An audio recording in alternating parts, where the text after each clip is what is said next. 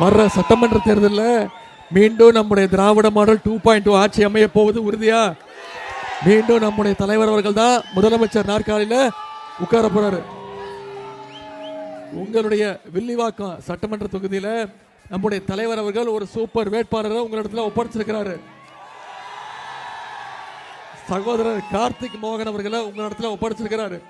அவருடைய வெற்றியை உறுதி செய்வீங்களா? நிச்சயம் பண்ணுவீங்களா? தலைவர் அவர்கள் என்ன அமைச்சு வச்சிருக்கிறாங்க, போய் கார்த்திக்கு மோகன் அவர்களுக்கு உதயசூரியன் சின்னத்தை போய் வாக்கு கேட்டுவான்னு. நான் அதுக்கு தான் வந்தேன். சரி, இங்கே வந்து உங்ககிட்ட எல்லாம் உதயசூரியன் சின்னத்தில் நீங்கள் எல்லாம் வாக்களிக்கணும் அப்படின்னு கேட்கறதுக்கு தான் வந்தேன். ஆனால் இங்கே வந்து பார்த்ததுக்கு அப்புறம் தெரியுது, ஏற்கனவே வில்லிவாக்க தொகுதியில் வெற்றி கன்ஃபார்ம். வெற்றி கன்ஃபார்மா? வெற்றி வந்திருக்காரு. உங்க முன்னாள் சட்டமன்ற உறுப்பினர் வெற்றி வந்திருக்கிறார். எந்த சின்னம்?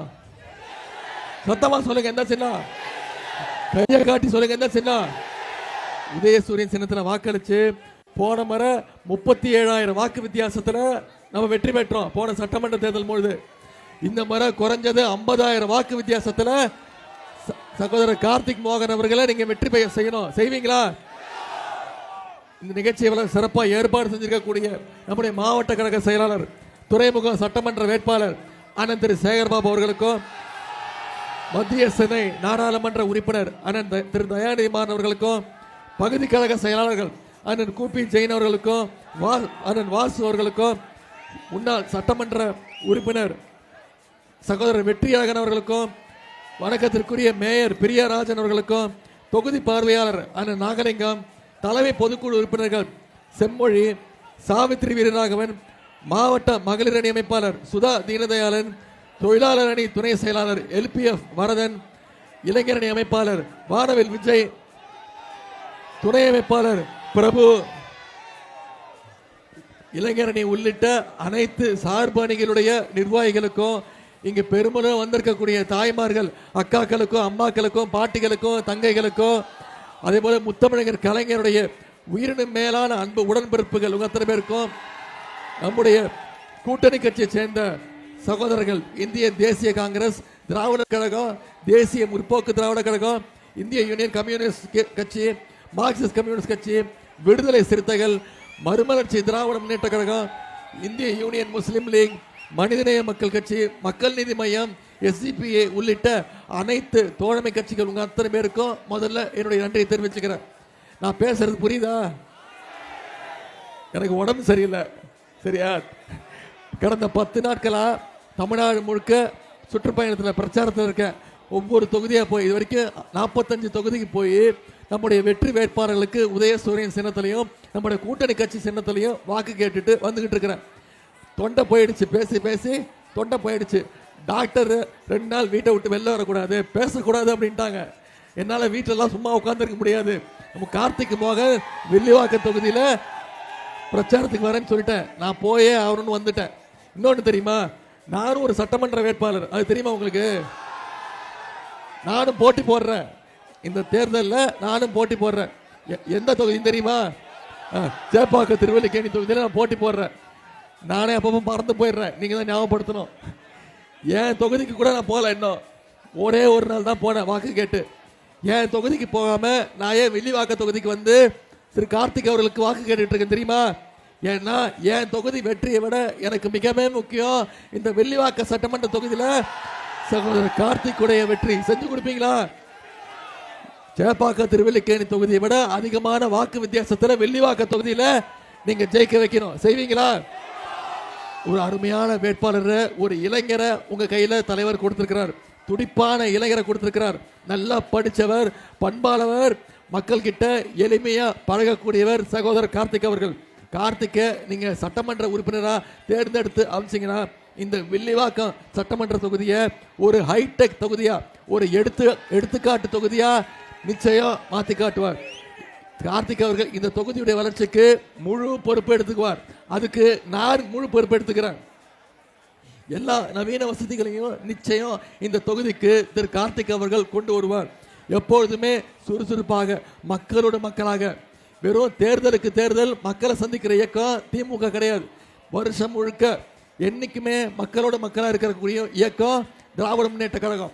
அதில் இந்த முறை உங்களுடைய சட்டமன்ற உறுப்பினரா இவர் தேர்ந்தெடுத்தீங்கன்னா நிச்சயம் உங்க தொகுதி முழுக்க வலம் வருவார். உங்க தொகுதி முழுக்க சுத்தி சுத்தி ஒவ்வொரு வீட்டுக்கும் என்ன தேவைங்கிறத பார்த்து பார்த்து செய்யக்கூடியவர் தான் சகோதரர் கார்த்திக் அவர்கள். நான் உங்ககிட்ட கேட்டுக்கொள்வதெல்லாம் எழுத்து நிற்கிற வேட்பாளர் டெபாசிட் வாங்கக்கூடாது. செஞ்சு காட்டுவோமா? செஞ்சு காட்டுவோமா? இந்த வெள்ளிவாக்க தொகுதிக்கு நான் வருகை தந்து போன முறையும் நம்முடைய வெற்றியுடைய பிரச்சாரத்தின் போது வெற்றியகன் பிரச்சாரம் போது நான் வந்து வாக்கு கேட்டேன். வாக்களிச்சிங்க, அவரை தேர்ந்தெடுத்து அனுப்பிச்சிங்க. இந்த 5 வருஷத்துல அவர் என்னென்ன திட்டங்கள் கொண்டு வந்திருக்கிறார், என்னென்ன சாதனைகளை இந்த தொகுதிக்கு கொண்டு வந்திருக்கிறார். வில்லிவாக்கம் சிட்கோ நகரில் இனமான பேராசிரியர் அன்பழகனார் சமூக நல கூடம் 6 கோடி ரூபாயில கட்டப்பட்டது நம்முடைய முதலமைச்சர் செஞ்ச சாதனை. அண்ணா நகர் வெஸ்ட்ல மேற்கு ஐ பிளாக்ல முதல்வர் படைப்பகம் அமைக்கப்பட்டிருப்பது நம்முடைய திராவிட மாடல் அரசுடைய சாதனை. அகத்தியர் நகர்ல சிஎம்டிஏ சார்பாக உலகத்தரம் வாய்ந்த விளையாட்டு திடல் பிளே கிரவுண்ட் அமைச்சது இருக்குது நம்முடைய திராவிட மாடல் அரசு. அதே மாதிரி 53 கோடி ரூபாய் மதிப்பீட்டில் உலகத்தரம் வாய்ந்த கொளத்தூர் வண்ண மீன் வர்த்தக மையம் திறக்கப்பட்டிருக்கு. சென்னை கீழ்ப்பாக்கம் மணலக காப்பகத்தில் நரம்பியல் மற்றும் மன உளைச்சல் துறைக்கு இன்னைக்கு 50 கோடி ரூபாய் ஒதுக்கீடு செய்யப்பட்டு அதிநவீன சிகிச்சைக்கான கட்டமைப்புகள் துவங்கி வச்சிருக்கிறோம்.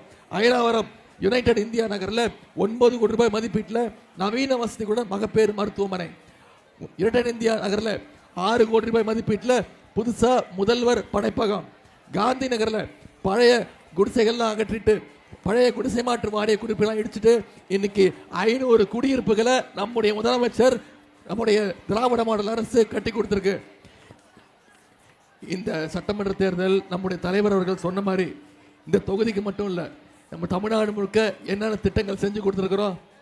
போன முறை சட்டமன்ற தேர்தலில் என்னென்ன வாக்குறுதி கொடுத்துருக்கிறோமோ அதையெல்லாம் நம்முடைய முதலமைச்சர் நம்முடைய அரசு செயல்படுத்தியிருக்கு. சில திட்டங்களை மட்டும் உதாரணத்திற்கு எடுத்து கூற விரும்புகிறேன். போன முறை நம்முடைய தலைவர் சொன்ன முதல் வாக்குறுதி ஆட்சி அமைஞ்சோன்னு மகளிருக்கு விடியல் பயண திட்டம், கட்டணமில்லா பேருந்து திட்டத்தை கொடுப்போம்னு சொன்னார். கொடுத்தாரா இல்லையா? ஆட்சி பொறுப்பு ஏற்றோன்னு நம்முடைய தலைவர் போட்ட முதல் கையெழுத்து மகளிருக்கு விடியல் பயண திட்டம், கட்டணமில்லா பேருந்து திட்டம். இன்னைக்கு ஒவ்வொரு மகளிரும் மாசம் 900 ரூபாயிலிருந்து 1000 ரூபா வரைக்கும் சேமிக்கிறாங்க. அரசு பள்ளியில் குழந்தைங்க படிக்க வந்தாங்கன்னா பசியோடு இருக்கக்கூடாது. அவங்க பள்ளிக்கூடத்துக்கு வந்தாங்கன்னா முதல்ல அவங்களுக்கு தரமான காலை உணவு, அதன் பிறகு தரமான கல்வியை நம்முடைய அரசு கொடுத்துருக்கு. ஒவ்வொரு நாளும் 19 லட்சம் குழந்தைங்க இந்த திட்டத்தை முதலமைச்சர் காலை உணவு திட்டத்தில் பயன்படுறாங்க. சரி, பசங்களை ஸ்கூலுக்கு வர வச்சுட்டோம், காலேஜுக்கு அனுப்பணுமா வேணாமா?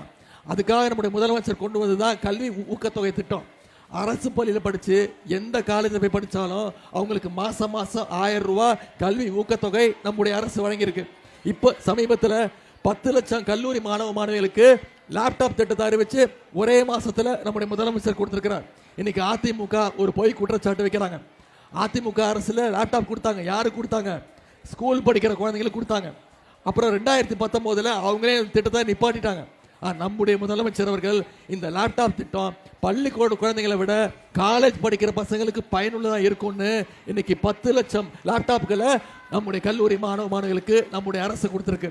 இப்படி பல்வேறு திட்டங்களை செஞ்சு முடிச்சிருக்கிறோம். முக்கியமான ஒரு திட்டம் உங்க எத்தனை பேருக்கு தெரியும்? கலைஞர் மகளிர் உரிமை தொகை திட்டம். இன்னைக்கு 1,31,00,000 மகளிருக்கு மாசம் 1000 ரூபாய் நம்முடைய முதலமைச்சர் அவர்கள் கொடுத்திருக்கிறாங்க. அந்த திட்டத்தை எப்படியாவது நிப்பாட்டணும்னு பாஜகவும் அதிமுகவும் சதி திட்டம் போட்டாங்க. சட்டமன்ற தேர்தல் வரைக்கும் 3 மாசம் நிப்பாட்ட முயற்சி பண்ணாங்க, நீதிமன்றத்துக்கு போனாங்க. நம்முடைய தலைவர் என்ன பண்ணாரு? நான் 1000 ரூபா கொடுக்கறது நீங்க நிப்பாட்டுறீங்களா? இதோ கொடுக்குறேன் 5000 ரூபான்னு பிப்ரவரி மாசம், மார்ச் மாசம், ஏப்ரல் மாசம் 3 மாசத்துக்கு சேர்த்து 3000, கோடை கால சிறப்பு நிதி 2000ன்னு 5000 ரூபாய் நம்முடைய முதலமைச்சர் கொடுத்தார். கரெக்டா? நம்முடைய முதலமைச்சர் காலையில 6 மணிக்கு மகளிருடைய பேங்க் அக்கௌண்ட்டுக்கு அனுப்பிச்சிட்டாரு. ஆனா 9 மணிக்கு மகளிர் போய் பேங்க்ல போய் பணத்தை எடுத்துட்டீங்க.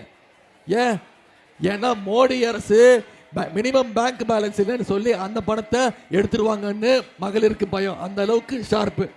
இந்த அதே ஷார்ப்பு இப்போ வர்ற சட்டமன்ற தேர்தல் 23ஆம் தேதி சட்டமன்ற தேர்தல் மிகப்பெரிய நிச்சயம். நான் சொல்றேன், கிட்டத்தட்ட 40 தொகுதிகள் பிரச்சாரத்தை முடிச்சுட்டு உங்களை சந்திக்க வந்திருக்கிறேன். இந்த முறை நம்முடைய முதலமைச்சர் மீண்டும் முதலமைச்சராக அமரப்போவது உறுதி. அதுக்கு இந்த வெள்ளிவாக்க சட்டமன்ற தொகுதி தமிழ்நாட்டிலே அதிக வாக்கு வித்தியாசம், எடுத்துட்டு 50,000 வாக்கு வித்தியாசத்துல மிகப்பெரிய வாக்கு வித்தியாசத்துல நீங்க ஜெயிச்சு வச்சு காட்டணும். செய்வீங்களா? பல வாக்குறுதிகளை கொடுத்திருக்கிறோம். மகளிர் உரிமை தொகை 1000 ரூபாய் இல்ல, அதை உயர்த்தி 2000 ரூபாய் தரேன்னு வாக்குறுதி கொடுத்திருக்கிறார் நம்முடைய முதலமைச்சர் அவர்கள். அதே மாதிரி காலை உணவு திட்டம் 5ஆம் வகுப்பு வரைக்கும் இல்ல, 8ஆம் வகுப்பு வரைக்கும் உயர்த்தி கொடுப்போம்னு வாக்குறுதி கொடுத்திருக்கிறோம். ஓஏபி 1200 இருந்து 2000 ரூபாய் உயர்த்தி கொடுப்போம்னு வாக்குறுதி கொடுத்திருக்கிறோம். 50 லட்சம் இளைஞர்களுக்கு வேலை வாய்ப்பு திட்டம் உருவாக்கும் வாக்குறுதி கொடுத்திருக்கிறோம். அடுத்த 5 வருஷத்துல 35 லட்சம் பேருக்கு லேப்டாப் கொடுப்போம்னு வாக்குறுதி கொடுத்திருக்கிறோம். அடுத்த 5 வருஷத்துல கலைஞர் கனவு இல்லம் 10 லட்சம் பேருக்கு கட்டி கொடுப்போம் வாக்குறுதி கொடுத்திருக்கிறோம். இது எல்லாத்தை விட முக்கியமான ஒரு வாக்குறுதி. உங்களுக்கு தெரியும், ஆட்சி அமைஞ்சோடனே ஒவ்வொரு மகளிருக்கும் நம்முடைய தலைவர் அவர்கள் 8000 ரூபாய் மதிப்புள்ள கூப்பன், 8000 ரூபாய் மதிப்புள்ள ஒரு கூப்பன் கொடுத்துருவோம். அந்த கூப்பனை வச்சுக்கிட்டு மகளிர் நீங்க உங்க வீட்டுக்கு என்ன தேவையோ, மின்சார வசதி என்ன தேவையோ, ஃப்ரிட்ஜ், டிவி, மிக்சி, கிரைண்டர், உங்களுக்கு எது வேணுமோ அதை நீங்களே முடிவு பண்ணி செலக்ட் பண்ணி நீங்க போய் வாங்கிக்கலாம். இதெல்லாம் நடைபெறணும்னா நம்முடைய திராவிட மாடல் அரசு 2.2 அமையணும். அதுக்கு இந்த வெள்ளிவாக்க தொகுதியிலிருந்து அதிகமான வாக்கு வித்தியாசத்தில் சகோதரர் கார்த்திக் அவரை ஜெயிக்க வச்சு நீங்க சட்டமன்றத்துக்கு அனுப்ப செய்வீங்களா? நாம இவ்வளவு திட்டங்கள் சொல்லியிருக்கேன்ல. நான் இவ்வளவு நேரம் பேசும்போது என்ன சொன்னேன்? இந்த 5 வருஷத்துல என்னென்ன பண்ணியிருக்கோம், அடுத்த 5 வருஷம் வந்தா என்னென்ன பண்ணுவோன்னு வாக்குறுதி கொடுத்திருக்கிறேன். இவ்வளவு திட்டங்களை செஞ்சதுனால தான் இன்னைக்கு இந்தியாவிலேயே நம்முடைய தமிழ்நாடு வளர்கின்ற மாநிலங்கள்ல நம்பர் 1 ஸ்டேட். 11.19% வளர்ச்சியோடு இன்னைக்கு இந்தியாவிலே நம்பர் 1. ஆனா இதுக்காக ஒன்றிய பாஜக அரசு நம்முடைய தமிழ்நாட்டுக்கு ஏதாவது செஞ்சிருக்காங்களா? ஏதாவது திட்டங்கள் கொடுத்திருக்காங்களா? பட்ஜெட்ல ஏதாவது நிதி ஒதுக்குறாங்களா? எதுவுமே பண்றது கிடையாது. குறிப்பா சென்னையோட வளர்ச்சிக்கு நம்முடைய கழகம் எவ்வளவோ திட்டங்கள் செஞ்சிருக்கிறோம். உதாரணத்திற்கு வட சென்னை வளர்ச்சி திட்டத்தில் இன்னைக்கு ஏராளமான பணிகள் நடந்திருக்கு. கிளாம்பாக்கத்தில் கலைஞர் நூற்றாண்டு பேருந்து நிலையம் யார் கொண்டு வந்தது? நம்முடைய அரசு கொண்டு வந்தது.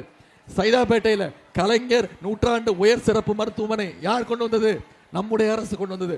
1000 விளக்கில் கலைஞர் நூற்றாண்டு பூங்கா, டி நகர்ல ஜேஎன் பழகன் மேம்பாலம், வேளச்சேரியில் மத்திய கைலாஷ் எல் வடிவ மேம்பாலம், வேளச்சேரி திருவான்மியூர்ல மேம்பாலம், தோழிங்கநல்லூர்ல கலைஞர் பன்னாட்டு அரங்கம், மாநகரம் முழுவதும் வெள்ள தடுப்பு பணிகள், முதல்வர் படைப்பகங்கள், விளையாட்டு வளாகங்கள், திருமண மண்டபங்கள், பூங்காக்கள், கால்வாய்கள் தூர்வாரும் பணி. அப்படியே சென்னையோட வளர்ச்சிக்கு பல்வேறு திட்டங்களை நம்முடைய முதலமைச்சர் நம்முடைய அரசு செஞ்சிருக்கு.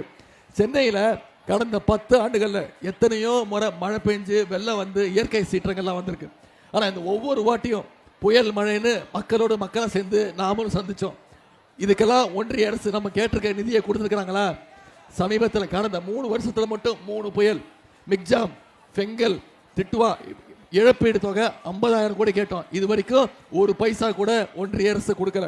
அதுக்கு மாற என்ன பண்ணாங்க? ஸ்டேட் டிசாஸ்டர் தெரியுதா? புகை வரும்பா, தள்ளிடுங்க தள்ளி. எஸ்டிஆர்எஃப் ஃபண்ட்ல இருந்து ரொம்ப கம்மியான நிதியை ஒன்றிய அரசு கொடுத்திருக்கு. நிதியும் தரல, மக்களை பார்க்கறதுக்கும் களத்துக்கு வரல. மக்களோட மக்கள் யாரு? திமுக உடைய சட்டமன்ற உறுப்பினர்கள், அமைச்சர்கள். நம்முடைய முதலமைச்சர் இன்னைக்கு களத்தில் இருந்தார். சென்னை மக்கள் கஷ்டத்தில் இருந்தப்போ எலெக்ஷன் வந்ததும் மோடி வராரு. சென்னை மக்கள் கஷ்டத்தில் இருக்கும் போது மோடி வந்தாரா? தமிழ்நாட்டுக்கு திட்டங்கள் கொடுத்தாரா? சென்னைக்கு மெட்ரோ திட்டத்துடைய அடுத்த கட்ட பணிகளுக்கு இன்னைக்கு 10,000 கோடி கேட்கிறோம். ஒன்றிய அரசு தரணும், கொடுக்குறாங்களா? ஒன்றிய அரசு அதை கொடுக்கல. இந்தியாவுடைய பொருளாதாரத்துக்கு மிகப்பெரிய பங்களிப்பை செய்கின்ற சென்னையை இன்னைக்கு ஒன்றிய அரசு பழிவாங்கிட்டு இருக்கு. இதையெல்லாம் எதிர்த்து கேட்க வேண்டிய யாரு? திரு எடப்பாடி பழனிசாமி அவர்கள், எதிர்கட்சி தலைவர். கேட்பாரா? கேட்க மாட்டார். ஏன்னா அவர் தான் இன்னைக்கு மோடியுடைய நம்பர் 1 அடிமை, மோடியுடைய மொரட்ட அடிமை. மோடி பேசுனா பேசுவார், மோடி வாயை மூடுனா மூடிட்டு போயிடுவார், மோடி வா அப்படின்னா டெல்லி கிளம்பி போயிடுவார். போட்டோமா?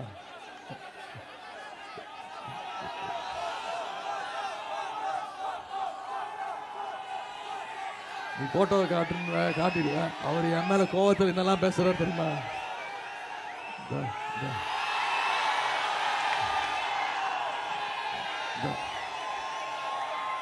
என்னன்னு தெரியுமா?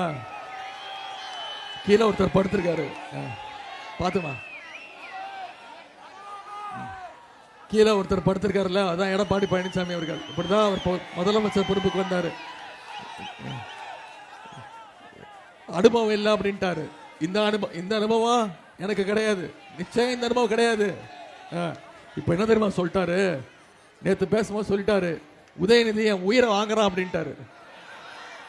உண்மையாவே சொல்லிட்டாரு. அவன் எப்பயோ போய் சேர்ந்துருக்கணுமா, நான் எப்பயோ போய் சேர்ந்துருக்கணுமா, இங்க இருந்து என் உயிரை வாங்குறான் அப்படின்ட்டாரு. திரு எடப்பாடி பழனிசாமி அவர்களே, நிச்சயம் உங்க உயிரை வாங்குற அளவுக்குலாம் எனக்கு ஆசைலாம் கிடையாது. நீங்க நிச்சயம் நல்ல உடல் நலத்தோடு ஆரோக்கியத்தோடு அதிமுகவுடைய நிரந்தர பொதுச் செயலாளராக நீங்க தான் இருக்கணும். அப்போதான் எங்களுக்கு வசதி. அது மட்டும் நேற்று என்ன தெரியுமா சொல்லிட்டாரு, காலில் விழுறது தப்பா அப்படின்னு கேட்டாரு. காலில் விழுறது தப்பு கிடையாது, ஆனா விழுந்த காலை வாரி விட்டீங்க பாத்தீங்களா, அதுதான் தப்பு. நான் யார் சொல்றேன்னு உங்களுக்கு தெரியுதா? ஜெயலலிதா அம்மா இருந்த வரைக்கும் அந்த அம்மா காலு, அந்த அம்மா இறந்த உடனே சசிகலா அம்மா காலு, சசிகலா அம்மா ஜெயிலுக்கு போனோடனே டிடிவி தினகரன் காலு, டிடிவி தினகரன் வெளில வந்தோடனே அண்ணன் ஓபிஎஸ் காலு. இப்போ ஓபிஎஸ் அவர்கள் நம்ம டீமுக்கு வந்துட்டாரு. அதனால இப்போ டெல்லிக்கு போய் அமித்ஷா மோடி காலை தான் பிடிச்சிட்டு தொங்குவேன்னு அங்கே தொங்கிட்டு இருக்கிறார் திரு எடப்பாடி பழனிசாமி அவர்கள். நீங்க அத்தனை பேரும் யோசிச்சு பாருங்க. இன்னைக்கு நம்ம தலைவர் என்ன சொல்றாரு, வர்ற சட்டமன்ற தேர்தல் டெல்லி அணியா தமிழ்நாடு அணியான்னு போட்டி போடுற தேர்தல். டெல்லி அணி வெர்சஸ் தமிழ்நாடு அணி. இதுல டெல்லி அணியை நாம தோக்கடிக்கணும்னா நாம தமிழ்நாடு அணி ஜெயிச்சு காட்டணும். செஞ்சு காட்டுவோமா? தமிழ்நாடு என்னைக்கும் தலை குனியாது, தமிழ்நாடு என்னைக்கும் போராடும், தமிழ்நாடு வென்று காட்டுவோம்னு இந்த தேர்தலில் நாம் நிரூபிச்சு காட்டுவோம். இன்னைக்கு தேதி 8ஆம் தேதி. நீங்க அத்தனை பேரும் முடிவு பண்ணிட்டீங்க, உதயசூரியன் சின்னத்துக்கு வாக்களிக்கணும், கார்த்திகை வெற்றி பெற வைக்கணும். நீங்க முடிவு பண்ணிட்டீங்களா? எல்லாரும் முடிவு பண்ணிட்டீங்களா? அடுத்து நம்ம கையில 23ஆம் தேதி தேர்தல். அடுத்து நம்ம கையில 15 நாட்கள் இருக்கு. கரெக்டா? இந்த 15 நாட்கள் மக்களோட மக்களா இறங்கி இந்த பிரச்சாரத்தை நீங்க கொண்டு போய் சேர்க்கணும். ஒவ்வொரு பகுதியா போங்க, ஒவ்வொரு தெருவா போங்க, ஒவ்வொரு வீடா ஏறி இறங்க, ஒவ்வொரு வாக்காளரையும் சந்திங்க. இந்த 5 வருஷத்துல என்னென்ன திட்டங்கள் கொண்டு வந்திருக்கோங்கிறத மக்கள்கிட்ட கொண்டு போய் சேருங்க.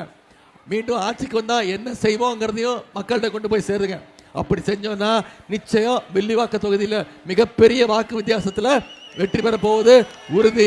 அதை நீங்க நிச்சயம் செஞ்சு காட்டுவீங்க நம்பிக்கை எனக்கு இருக்கு. உங்களை எல்லாம் அன்போடு கேட்கிறேன், பண்போடு கேட்கிறேன், பாசத்தோடு கேட்கிறேன், உரிமையோடு கேட்கிறேன், உங்க வீட்டு பிள்ளையாக இருந்து கேட்கிறேன். இன்னும் பெருமையா சொன்னா தலைவருடைய மகனாக இருந்து கேட்கிறேன். இன்னும் பூரிப்போடு பெருமையா சொன்னா டாக்டர் கலைஞருடைய பேரனாக இருந்து கேட்கிறேன். உதயசூரியன் சின்னத்துல கார்த்திக் மோகனுக்கு வாக்களிச்சு அதிகமான வாக்கு வித்தியாசத்துல எதிர்த்து யார் போட்டிடுறாலும் அவங்களுடைய டெபாசிட் போற அளவுக்கு நம்முடைய தேர்தல் வெற்றி இருக்க வேண்டும் கேட்டுக்கொண்டு உங்கள் அன்புக்கும் வரவேற்புக்கும் நன்றி சொல்லி விடைபெறுகின்றேன். ஆதரிப்பீர். உதயசூரியன், உதயசூரியன், உதயசூரியன்.